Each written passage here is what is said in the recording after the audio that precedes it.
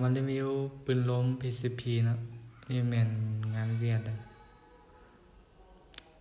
มีหลายรุ่นหลายแบบอยู่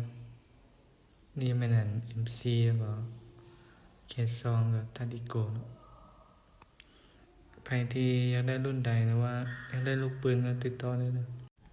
มีพร้อมซองเลยเนี่ย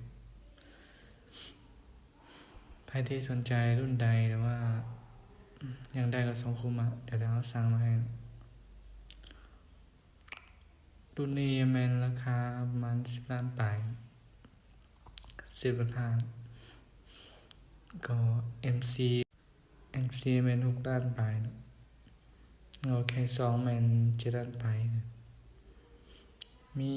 คอนโดแล้วก็แต่ช่วงนี้คอนโดเซตอันสร้างมาบ่ได้คอนโดยาวบ่ได้กันต้องท่าประมาณเดือนหนึ่งถึงสร้างได้มาเดี๋ยวนี้ยังมีแต่เค2 MC แล้วก็ MC มีหลายรุ่นอยู่ใครที่สนใจกล้องสูบ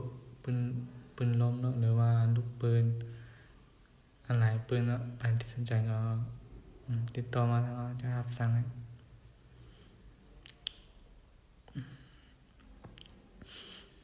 นี่ระยะยิง100 เมตรลงมาเนาะมันมีตัวปรับความแรงสูบเต็มไปยิงได้ประมาณ70-80 นัดเนาะ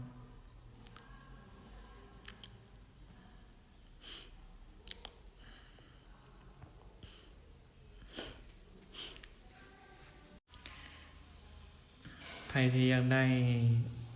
แบบปืนหรือว่า